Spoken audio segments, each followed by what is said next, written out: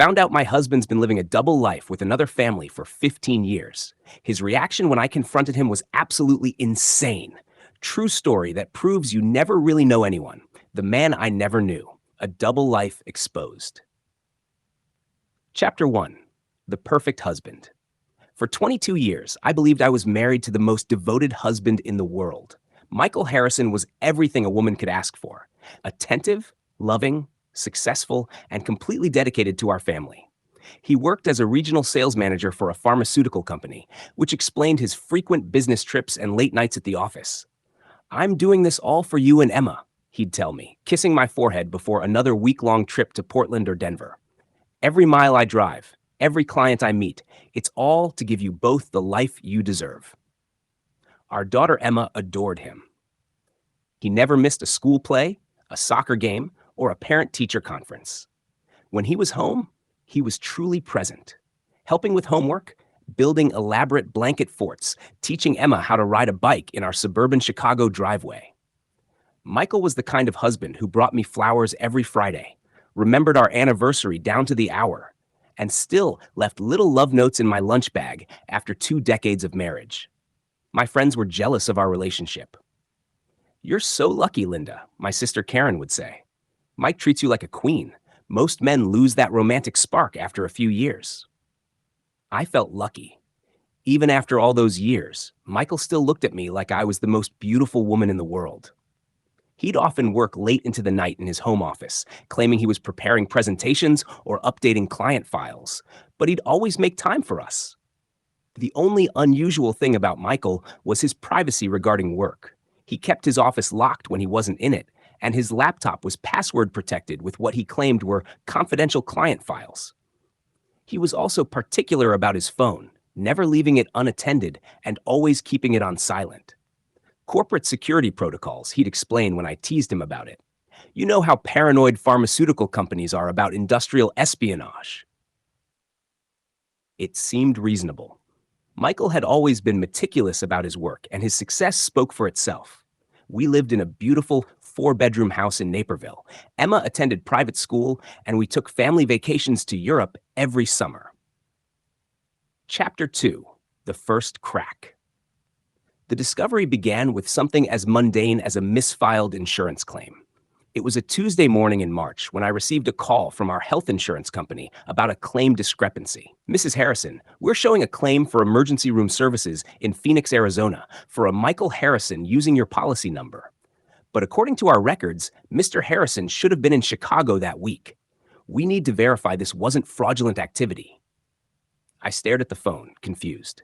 "Phoenix? That can't be right. My husband was home that entire week. He had the flu."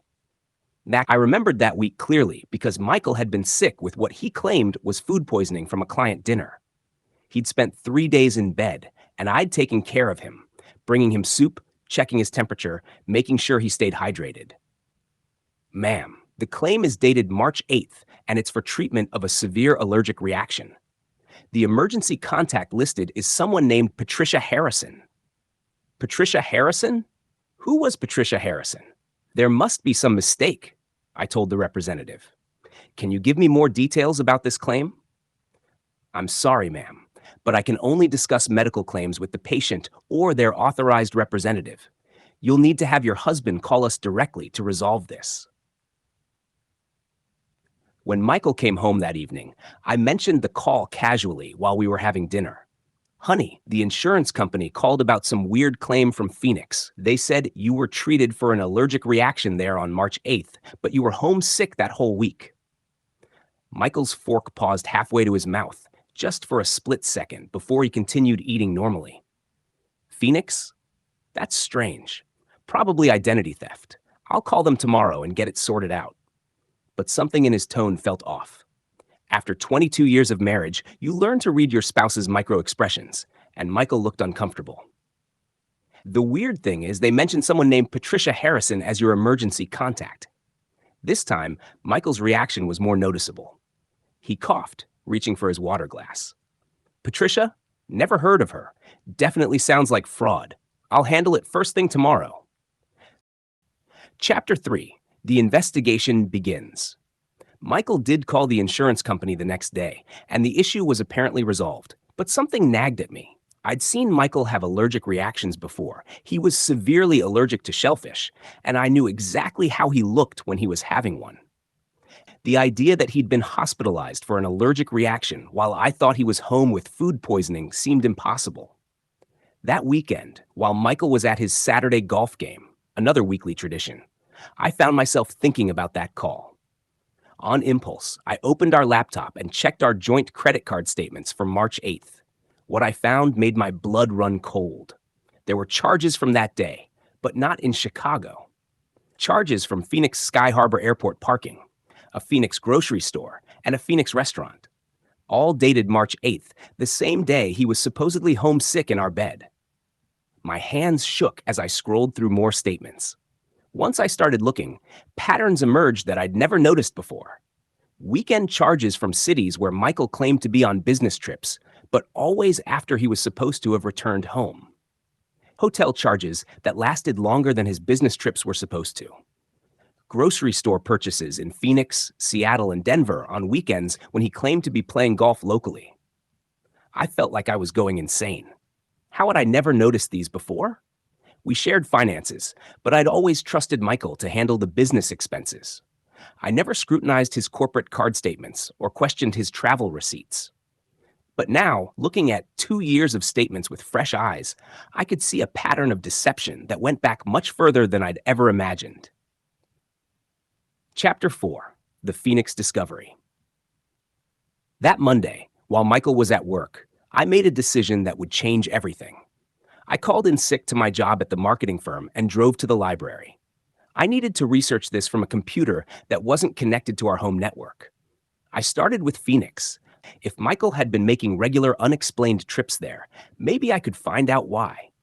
Using public records websites, I searched for any connections between Michael Harrison and Phoenix, Arizona. What I found nearly made me vomit in the library bathroom. There was a marriage license, filed 7 years ago. Michael Harrison to Patricia Ann Coleman. The address listed was in Scottsdale, Arizona. Michael was married to someone else, while married to me. With trembling fingers, I searched deeper. Property records showed Michael and Patricia Harrison owned a house there in a suburb of Phoenix. They'd purchased it 6 years ago. I found Patricia's Facebook profile. She was a beautiful woman in her early 40s, with dark hair and kind eyes. Her profile was filled with photos of her life, and scattered throughout were pictures that made my world crumble. Photos of Patricia with Michael. At restaurants, on vacation, at what looked like family gatherings. Photos of them with 2 children, a boy who looked about 12 and a girl who appeared to be around 9. The children had Michael's eyes, his smile. They were unmistakably his. In one photo, dated just 2 months ago, Michael was helping the little girl with what looked like a science fair project. The caption read, "Daddy helping Emma with her volcano project. Proud dad had family time." Emma. He'd named his other daughter Emma too. Chapter 5: The Deeper Web. I sat in that library for 6 hours, uncovering a life I never knew existed. Michael wasn't just having an affair. He'd built an entire parallel existence. According to social media and public records, he'd been living as Patricia's husband for over 7 years and father to those children for at least that long. The business trips that I thought were taking him all over the country were actually taking him to Phoenix. The weekend golf games were family time with his other family.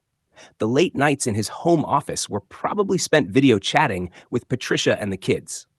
I found photos of Michael at the boys' baseball games, at birthday parties, at Christmas morning in a living room I'd never seen. In every picture, he looked genuinely happy, the same expression he wore in our family photos. The most devastating discovery was a blog Patricia had written about their relationship.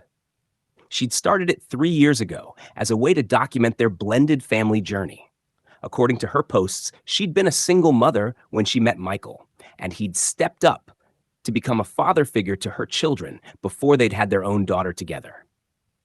"Mike is the most devoted family man I've ever known," she'd written in one post. "He works so hard to provide for us, traveling constantly for his job, but when he's home, he's completely present. The kids adore him, and I fall in love with him more every day." She had no idea about me. just like I'd had no idea about her. In her blog, Patricia mentioned that Michael traveled for work about 50% of the time, which meant he was dividing his time almost equally between his two families. She wrote about missing him when he was gone, about how hard it was to manage the household alone during his business trips. The same business trips where he came home to me. Chapter 6: The Financial Revelation. As I dug deeper into our finances, I realized the scope of Michael's deception was staggering. He wasn't just maintaining two households emotionally, he was doing it financially as well. Our joint accounts showed regular transfers to what I'd assumed were business-related accounts. But cross-referencing with the information I'd found about his Phoenix life, I realized these transfers were going to support his other family. The mortgage on the Phoenix house was being paid from an account that our money was funding. The children's school fees, Patricia's car payments, their family vacations. All of it was being subsidized by income that I thought was solely supporting our family. Michael had been systematically taking money from our joint accounts and funneling it to support his double life. We lived comfortably, but now I understood why we never seemed to save as much as we should, given his supposedly high income. I found life insurance policies I'd never known about, policies that listed Patricia and her children as beneficiaries. Credit cards in his name only, with statements sent to the Phoenix address. A retirement account that I wasn't listed on. The man I'd trusted completely with our financial future had been planning for a future that didn't include me. Chapter 7: The Confrontation. For 3 days, I carried this knowledge like a stone in my chest. I watched Michael come home each evening, kiss me hello, help Emma with her homework, and act like the loving husband and father I'd always believed him to be. How was this possible? How could someone compartmentalize their life so completely? When he looked at me, when he told me he loved me, when he made love to me, what was he thinking? Was any of it real? On Thursday evening, I decided I couldn't pretend anymore. After Emma went to bed, I confronted him. Michael was in his office, as usual, supposedly working on a presentation. I knocked on the door and entered without waiting for permission. "We need to talk," I said, setting a printed copy of his marriage license to Patricia on his desk. The color drained from Michael's face, but only for a moment. Then, to my complete shock, he smiled. Not a guilty, apologetic smile. Not a nervous, caught-in-the-act smile. A calm, almost relieved smile. "Well," he said, leaning back in his chair, "I was wondering when you'd figure it out." Chapter 8: The Insane Reaction. I'd prepared for denial. I'd prepared for anger, for tears, for desperate explanations. I was not prepared for Michael's actual reaction. He was proud of himself. "Do you have any idea how exhausting it's been, keeping this from you for 7 years?" he asked, stretching like he'd just finished a difficult workout. The logistics alone were a nightmare. 2 different phone numbers, 2 sets of friends, 2 completely separate social media profiles. I'm honestly impressed I pulled it off for this long. I stared at him, speechless. This wasn't the man I'd married. This wasn't even recognizably human behavior. 7 years? I managed to whisper. Well, technically 15, if you count the affair that started it all. Michael said conversationally. But the second marriage has only been 7 years. Patricia wanted to make it official, and honestly, so did I. She's an amazing woman. You're insane. The words came out as barely a breath. Michael laughed. Actually laughed. No, Linda. I'm efficient. Do you know how many men cheat on their wives and make a mess of it? They get caught in stupid lies, leave obvious evidence, hurt everyone involved. I created a system that worked for everyone. Worked for everyone? Michael, you've been lying to me for 15 years. Have I, though? He stood up and began pacing, like he was giving a presentation. Have you been happy in our marriage? That's not the point. It's exactly the point. You've had a loving husband, a stable home, financial security, and a father for Emma. Patricia's had the same thing. Both of my families have been provided for and cared for. Where's the harm? I felt like I was talking to a stranger. The harm? Michael, you committed bigamy. You've been defrauding insurance companies, lying to the IRS, stealing money from our joint accounts. Stealing? His voice sharpened. I've been the sole income earner for both households. Every dollar I've spent, I've earned. I've worked twice as hard as any other man to support twice as many people. You have other children, Michael. You have a son and another daughter that I've never even known existed. For the first time, his expression softened slightly. Jake and Emma, Patricia's Emma, are amazing kids. Jake's 12 now, and he's incredible at baseball. Little Emma is 9, and she's so smart, just like our Emma. You'd actually like them if you met them. The casual way he mentioned his other children, as if this was a normal conversation about mutual friends, made me feel like I was losing my mind. Does Patricia know about us? Michael's smile returned. Of course not. That would defeat the purpose. She thinks she's my only wife, just like you did. She's happy. You've been happy. The kids are all happy. Why would I ruin that? Chapter 9. The Twisted Logic. As Michael explained his system, I realized I was dealing with someone whose moral compass was completely broken. In his mind, he'd created an elegant solution to a common problem. Most men who want variety either cheat secretly and hurt their families when they get caught, or they get divorced and hurt their families through broken homes, he explained. I found a way to have everything I wanted while keeping everyone happy and stable. But it's built on lies, Michael. So what? Every marriage has lies. You've lied to me too. Remember when you said you liked my mother's cooking? Remember when you said that blue shirt looked good on me? The only difference is the scale. The comparison was so absurd, so fundamentally wrong, that I couldn't even respond. I love you, Linda. I genuinely do. And I love Patricia too. And I love all 3 of my children equally. Why should I have to choose? Why should any of them have to lose a father and husband just because society has arbitrary rules about monogamy? Because it's the law. Because it's what marriage means. Michael waved dismissively. Marriage is a social construct. Love is what matters. And I've provided love, stability, and care to 2 families for 15 years. I've been a better husband and father than most men who only have one family. Chapter 10. The Children. The conversation that broke me completely was about the children. What about Emma? I asked. Our Emma. How do you explain having another daughter with the same name? Michael shrugged. It's not that uncommon. Besides, they're both named after my grandmother. It felt right. Does your other daughter know she has a half-sister? Of course not, and they never will if you handle this intelligently. Handle this intelligently? Michael, this charade is over. You can't keep living 2 separate lives. His expression hardened. Why not? It's worked perfectly for 15 years. The only problem now is that you know about it, and you're threatening to destroy 2 families because you can't handle the truth. The truth? The truth is that you're a bigamist and a sociopath. The truth is that I've created a life where everyone I love is taken care of. Patricia's children call me dad. They depend on me. If you blow this up, you're not just hurting me, you're destroying their lives too. This was his trump card, and he knew it. In his twisted logic, I was now the villain if I exposed his lies, because innocent children would be hurt. Jake has been my son for 7 years, Michael continued. I taught him to ride a bike. I go to his games. I help him with his homework. If this comes out, he loses his father. Little Emma, Patricia's Emma, she's never known life without me. Are you really going to destroy a 9-year-old's family because you're upset about paperwork? Chapter 11. The Manipulation. Over the following days, Michael's reaction evolved from pride to manipulation. He alternated between trying to convince me that his arrangement was actually superior to traditional marriage and threatening me with the consequences of exposure.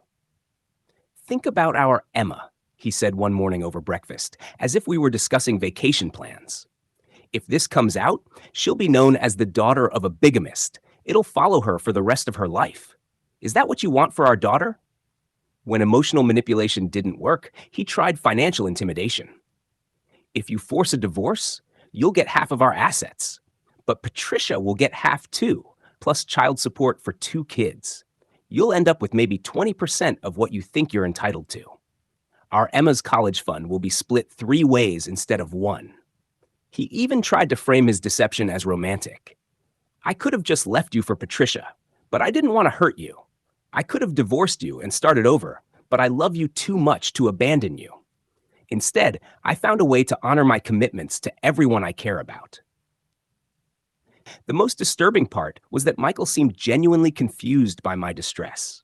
In his mind, he'd solved a complex problem elegantly, and my reaction was irrational and destructive. I don't understand why you're so upset, he said during one of our conversations. Nothing has changed for you. I'm still the same husband I've always been. I still love you the same way. The only difference is now you know I'm capable of loving more than one person, which should actually be reassuring.